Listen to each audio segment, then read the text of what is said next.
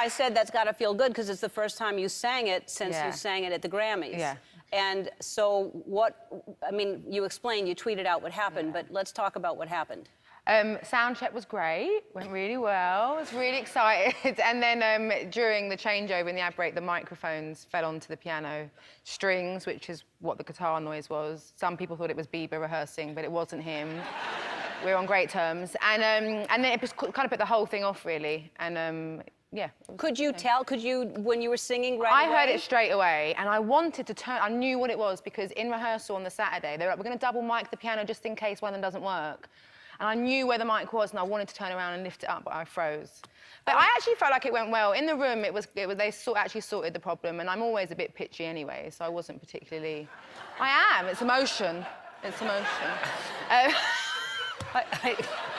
When I'm flat and I'm sharp, I'm just emotional. But yeah, so it was fine, you know, whatever. And I wanted to tell everyone straight away because there seemed to be a lot of confusion as to what it was. Yeah. And I was embarrassed. I woke up the next morning to people in England being like, we still love you, don't worry. And I was like, I didn't ask you if you still loved me, but thanks. I was so embarrassed.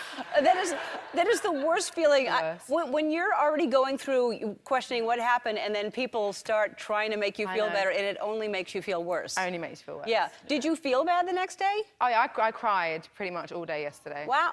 So finally you cried to your own song. Well, the thing is, in fairness, I would have cried if it went really well as well. If it had been like a standout performance, I would have cried as well. Oh, I always cry. See, well. But yeah, I kept like spontaneously bursting into tears yesterday for no reason. But it was all right. I was fine. Well, sometimes it feels good to cry and plus you had to have all that emotion pent up and everything. But so that's why it's so great you got to do that again right away because, you know, get back on the horse, as they say. Yeah, and it wasn't too bad. I treated myself to a burger. Oh, okay. And a beer. Okay. Yeah. I'm sure you had a great night. Oh, I did. I'm sure you did. And this is really, first of all, I understand it. I think everybody, because you're so amazing and you sing and you're in front of a lot of people all the time, that it doesn't make you nervous, that you don't get stage fright. I still do. You still do? More than ever, yeah. More than in the beginning? Yeah. Because you feel more pressure because everyone just adores you and thinks, oh my God, it's Adele, and you feel pressure? Or... Yeah, I just felt the more successful I get, the more pressure there is. Really. Yeah, further to fall. Like, when you start out, nobody really knows you, and now... Yeah, I don't feel like it could go that much worse than the Grammys, though, so I feel like I'm all right now. Anything that happens is like, dust it off. And that wasn't bad either, because it really wasn't. It was, you could tell, watching it at home, it was the sound. If it wasn't live TV, I would have busted a joke. Yeah. But because it was TV, that's why I couldn't make it my own. Yeah, I couldn't make the disaster my own. I was going to say, did you want to stop and start over? No, next time I will. Yeah. Next time I have any sound issues, I am going to stop. I'm like, sorry, that's not working for me. If we have time to do it again, let's do it. Otherwise, bye. Yeah. Well, I hope it happens. What has changed for you in your life? I mean, I can imagine but what is the hardest thing to deal with all this fame?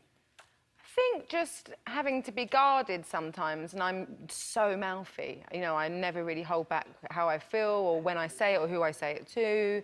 And I feel like sometimes now when I walk into a room, everyone shuts up to hear what I have to say, even if I'm not saying something to them. I might be like whispering something about what happened the night before. But just that, but it's a very small price to pay. Yeah. Really, I don't really mind. I mean, there was a period when I had my kid where I didn't leave my house for a while.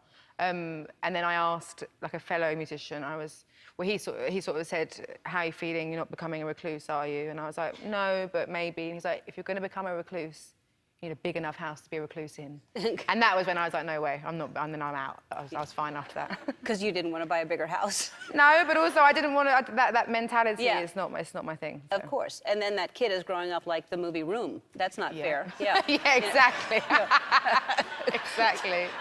So he is how old? He's 3. 3 years old. He's having the best time. He's here today. And is he? He's having the best time. What's he doing? Right now, he's at the Batman Museum, and like he's been to the fire station here, he's been to the Warner Brothers shop. Honestly, he's having the best time. Oh, that's fantastic. He thinks I'm so cool when he comes to work with me and stuff like that happens.